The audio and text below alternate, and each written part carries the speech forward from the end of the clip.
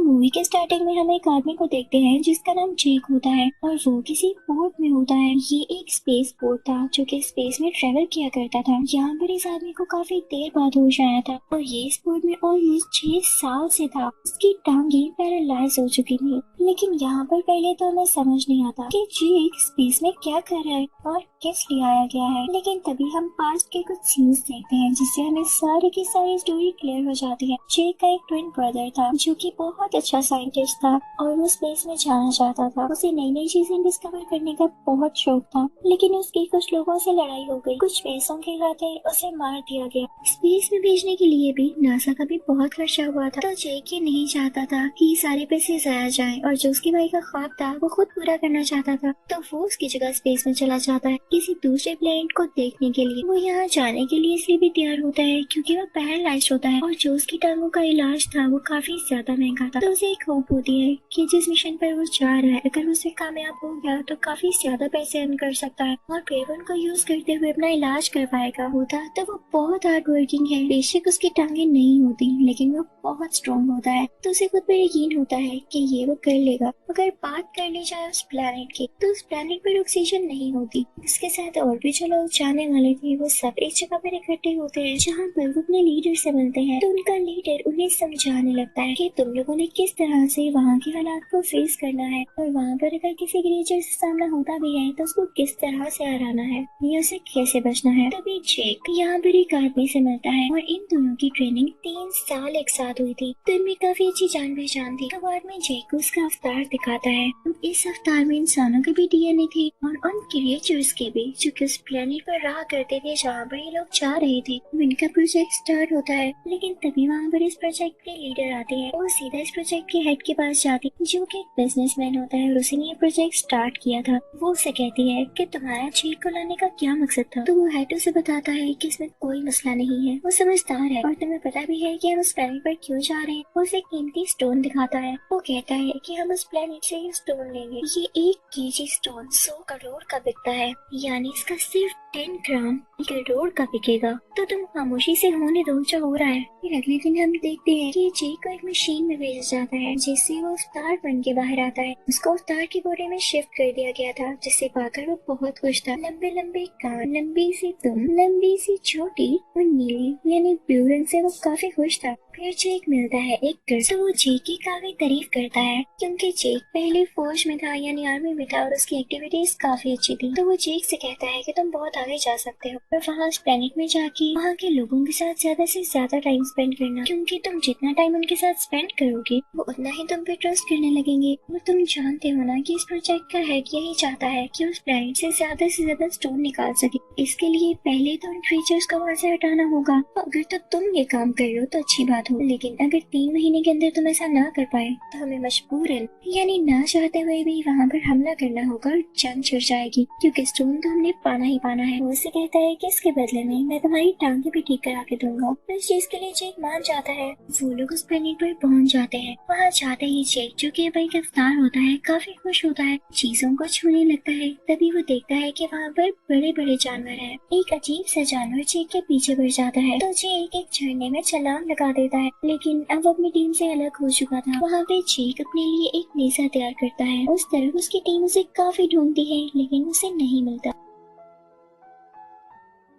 तो वो लोग यहाँ से ये सोचते हुए चले जाते हैं कि ये खतरनाक प्लेनेट है और क्या पता अब तक जेक मारा गया हो। जेक वहीं जंगल में होता है। तभी हम देखते हैं कि कोई फीमेल उसे देख रही होती है और वो उसी प्लेनेट की क्रिएचर होती है जिसका नाम नेत्री होता है। वो जेक पर एरो चलाने ही वाली होती है कि तभी उस पर एक फूल आकर बैठता है, तो वो अपना डिसीजन बदल लेती है और वहाँ से चली जाती है। अब रात को जेक के पीछे उस प्लेनेट के काफी खतरनाक जानवर बढ़ जाते हैं और उस पर अटैक करने के लिए आगे बढ़ रहे होते हैं, लेकिन जेक उनसे फाइट बैक करता है। उनको भगाने के लिए आग भी जलाता है। तभी वहाँ पर नेत्री आकर उसे बचाती है, लेकिन इस दौरान वहाँ के कुछ जानवर भी मारे जाते हैं। तो नेत्री को गुस्सा आता है। वो जेक से कहती है कि तुम्हें बचाने के चक्कर में मेरे जानवर मारे गए। तो जेक उससे कहता है कि गुस्सा किस चीज का दिखा रही, अगर अपने जानवरों की इतनी फिक्र थी तो मुझे बचाया ना होता। और नेत्री उसे कहती है कि तुम बिल्कुल बच्चे हो। तो जेक उसे कहता है तो फिर मुझे सिखाओ कैसे लड़ा जाता है। इसी के साथ जेक की बॉडी पर वही ग्लोइंग फ्लावर्स आकर बैठ जाते हैं। नेत्री इस कबीले के सरदार की बेटी होती है, तो वो जेक को अपने कबीले के पास लेकर जाती है। उसके कबीले के लोग जेक को मारना चाहते हैं लेकिन नेत्री उनको रोकती है।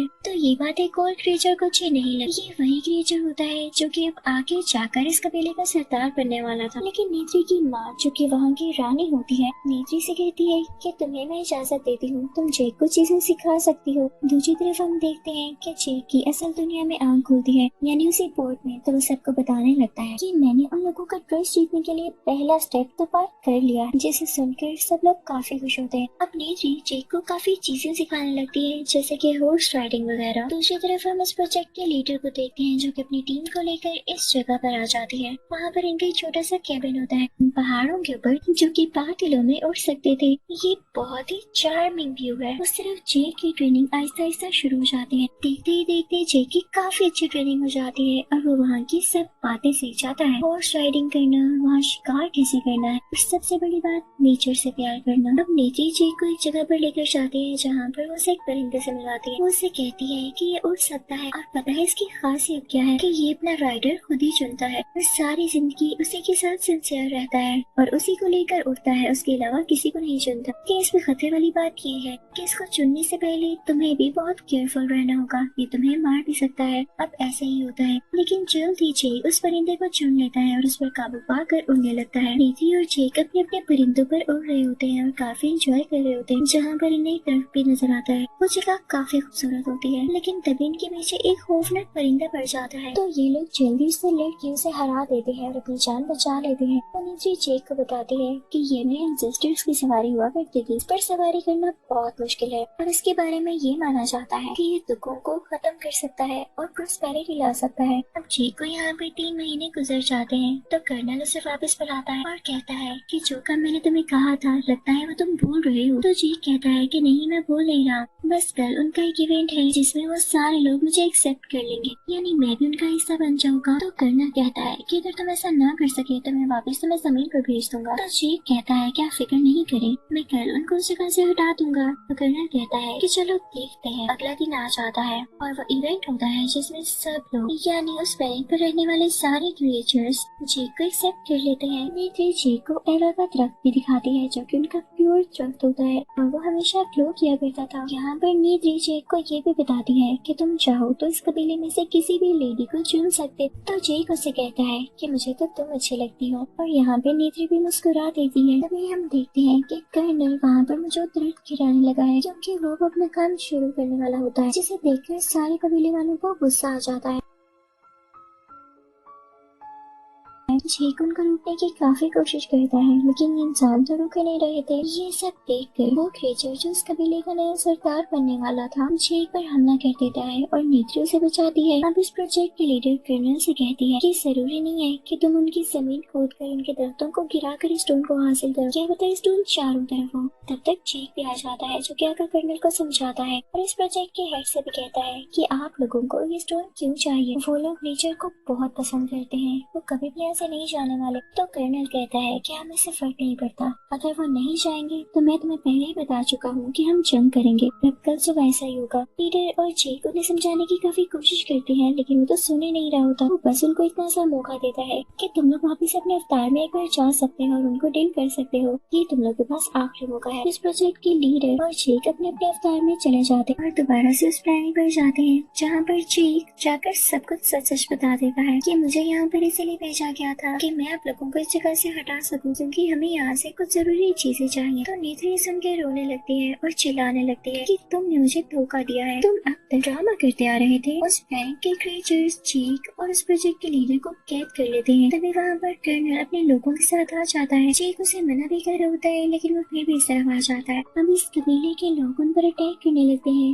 लेकिन वो अपनी बो और एरो से कितना अटैक कर पाते। कर्नल उन पर बॉम्ब्स फेंकने लगता है जिससे हर तरफ आग लग जाती है और कबीले के लोग डर के रोने लगते हैं। तभी एक फीमेल क्रिएचर जेक के पास आती है और उसे खोलते हुए कहती है कि हमारी जान बचाओ। लेकिन इतनी ही देर में कर्नल वो दरख्त भी गिरा देता है जो कि उनका प्योर दरख्त था। सब लोग ये देख के काफी दुखी होते हैं और उन्हें इंसानों पर काफी ज्यादा गुस्सा आ रहा होता है। इस सब में नेत्री के फादर यानी इस कबीले के लीडर की भी डेथ हो जाती है। इस प्रोजेक्ट का हेड और कर्नल ऑर्डर देता है कि जेक और इस प्रोजेक्ट के लीडर को अरेस्ट कर लिया जाए। लेकिन तभी वहाँ पर एक पायलट आती है जो कि फाइटर प्लेन चलाया करती थी। वो उनको आकर बच जाती है। अब ये सारे लोग एक और स्पेसशिप में होते हैं जहाँ पर कर्नल की फायरिंग की वजह से इस प्रोजेक्ट की लीडर जख्मी हो चुकी होती है। यहाँ पर जेक दोबारा से अपने अवतार में आ जाता है, लेकिन जेक देखता है कि यहाँ के सारे लोग किसी और जगह चले गए और वो वहीं पर होता है जहाँ पर उनका प्योर थ्रो देख चुका था। उन्हें लग रहा था कि जैसे जेक भाग चुका है और वो इनकी मदद के लिए कभी भी नहीं आएगा, लेकिन अब की बार जेक उसी परिंदे पर सवारी करता हुआ था जिस पर नेत्री के एंसेस्टर्स ने सवारी की। इन लोगों का यही मानना था कि जो उस परिंदे पर सवारी करेगा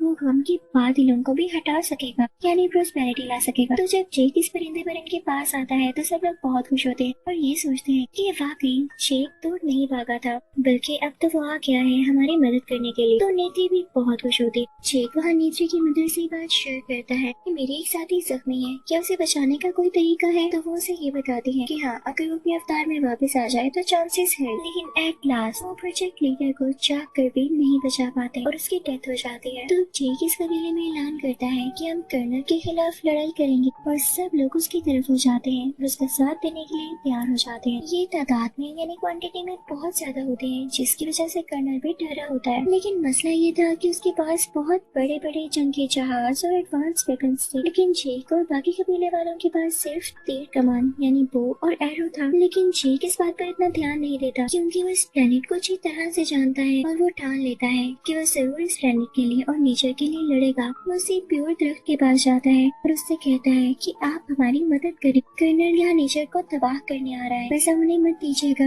अब कर्नल अपना हमला कर देता है। वो बहुत ज्यादा आर्मी को अपने साथ लेकर आया था। वो सबसे पहला शूट उसे प्योर दरख्त की तरफ करता है, लेकिन इससे पहले ही वहाँ पर उस प्लेनेट के क्रीचर्स आ जाते हैं जिन्होंने अपने गोल्डन टक्कर तैयार कर रखा था। जेक भी उसी ब्लू परिंदे पर आ रहा होता है।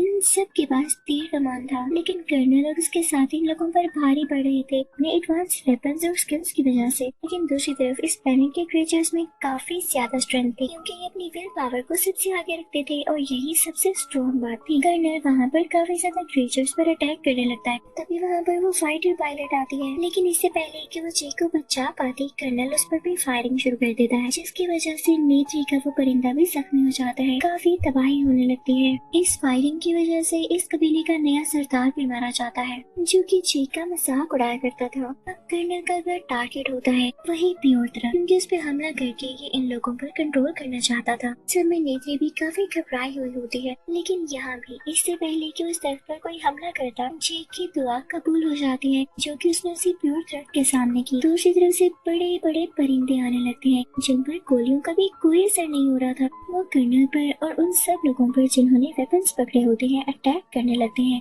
ये वेपन्स गिराने लगते हैं। जिस जहाज से लोग एक्सप्लोजन करने वाले थे जेक उस पर हमला करके उसे गिरा देता है। तो वो जहाज तबाह हो जाता है, एक्सप्लोजन होने से भी बच जाता है। अब जेक कर्नल के जहाज पर भी हमला करता है जिससे उसका जहाज भी तबाह हो जाता है। तो कर्नल अपने जहाज से नीचे जंप लगा देता है, लेकिन जेक दरख्तों में अटकर बच जाता है। तभी कर्नल का वो केबिन नजर आता है जिसमें जेक होता है, यानी जेक का ह्यूमन वर्जन जो कि अभी बेहोश था। तो वो सोचता है कि इस पर हमला करके जेक को ही मार डाले। तो जेक के मरने के बाद इसका अवतार कैरेक्टर भी खत्म हो जाएगा। लेकिन इससे पहले ही वहाँ नेत्री आ जाती है। वो कर्नल से काफी लड़ती है, लेकिन यहाँ पर वो कमजोर पड़ रही होती है और तभी वहाँ पर जेक आ जाता है। जेक कर्नल को अपने ह्यूमन वर्जन को मारने के लिए रोकता है, लेकिन कर्नल उसकी चोटी पकड़ लेता है और उसे ऊपर हवा में उठा लेता है। उसे काफी ब्लैकमेल कर रहा होता है कि मैं तुम्हें मार डालूंगा। लेकिन इससे पहले कर्नल जेक को हाथ भी लगाती थी, वहाँ आके अपना तीर चलाती है जो कि सीधा कर्नल को लगता है और अब इस बार कर्नल वाकई मारा जा चुका था। तभी जेक भी बेहोश हो जाता है क्योंकि उसे भी चोट आई थी